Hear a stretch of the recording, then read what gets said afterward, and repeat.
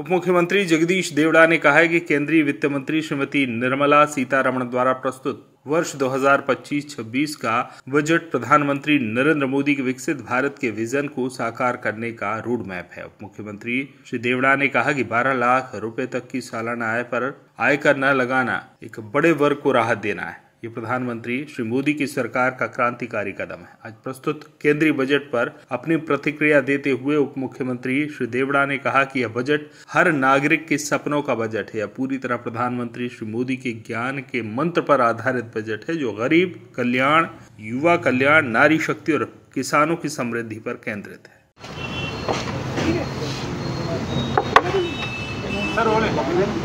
देश के पहले तो आप सबको नमस्कार।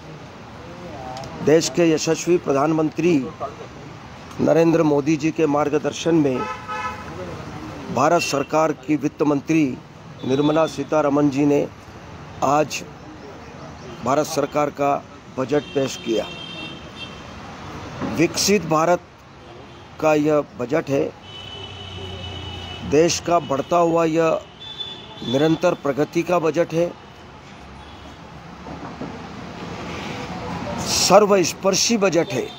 इसमें गांव, गरीब, किसान, मजदूर, महिलाएं, युवा और विशेष तौर से फोकस किया उन्होंने युवाओं को, महिलाओं को, गरीब और किसान, 4 बातों पर इन्होंने विशेष तौर से फोकस किया है। निश्चित रूप से जो संकल्प यशस्वी प्रधानमंत्री जी ने लिया है कि 2047 में हमारा देश विकास की श्रेणी में नंबर 1 पर आएगा, उस संकल्प को आधार मान करके और हमारा देश विश्व गुरु के स्थान पर स्थापित होगा। आने वाले वर्षों में 2047 में जो 25 वर्षों का जो रोड मैप बनाया है, उन सबको आधार मान करके उनको सामने रख करके यह बजट पेश हुआ है। मुझे खुशी है कि वित्त मंत्री निर्मला सीतारमण जी ने बहुत ही सारे वर्गों का ध्यान रखते हुए यह बजट पेश किया है। अब सबसे महत्वपूर्ण बात यह है कि 12 लाख तक की जो इनकम जिनकी होगी उनको इनकम टैक्स अब नहीं लगेगा। पहले ये 7 लाख का था, 7 से बढ़ा करके उन्होंने 12 लाख का किया है। यह वास्तव में बहुत ही मध्यम वर्ग के लिए भी, सब ऐसे वर्गों के लिए भी यह बहुत बड़ा कदम सरकार ने उठाया है। किसान क्रेडिट कार्ड में भी उन्होंने 3 लाख से बढ़ा करके 5 लाख का जो प्रावधान किया है, यह वास्तव में बड़ा एक ही महत्वपूर्ण प्रावधान उन्होंने किया है। और अगले 3 सालों में सभी जिलों में कैंसर के इलाज के लिए सेंटर प्रारंभ करेंगे। यह मुझे लगता है कि बहुत ही महत्वपूर्ण निर्णय लिया है, क्योंकि इस बीमारी से बहुत लोग ग्रसित थे और उनके बारे में यह निर्णय उन्होंने लिया है।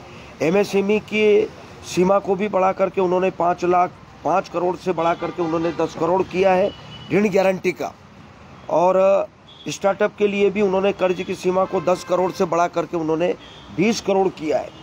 ऐसे प्रदेशों को जो पूंजीगत व्यय के लिए जो सरकारों को जो ऋण देने का प्रावधान था, 1.5 लाख करोड़ का जो उसको निरंतर किया, कंटिन्यू किया।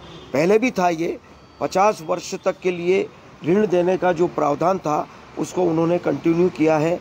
और निश्चित रूप से इससे मध्य प्रदेश को भी लाभ मिलेगा बिना ब्याज के। और विशेष बात यह है कि पूंजीगत कार्यों के लिए यह ऋण दिया जाएगा 50 वर्षों तक के लिए बिना ब्याज के। इस प्रकार से अनेक ऐसे छोटे बड़े निर्णय लिए हैं। बहुत लंबी सूची है पूरे देश के लिए। मुझे लगता है कि अभी बजट में बहुत सारे प्रावधान किए हैं, उनको अभी अध्ययन करने के बाद ही मुझे लगता है कि बताया जा सकता है। लेकिन इतना कह सकते हैं कि यह बजट जनहित का बजट है, जनता के लिए बजट है और देश को आगे बढ़ाने वाला बजट है, प्रगति का बजट है।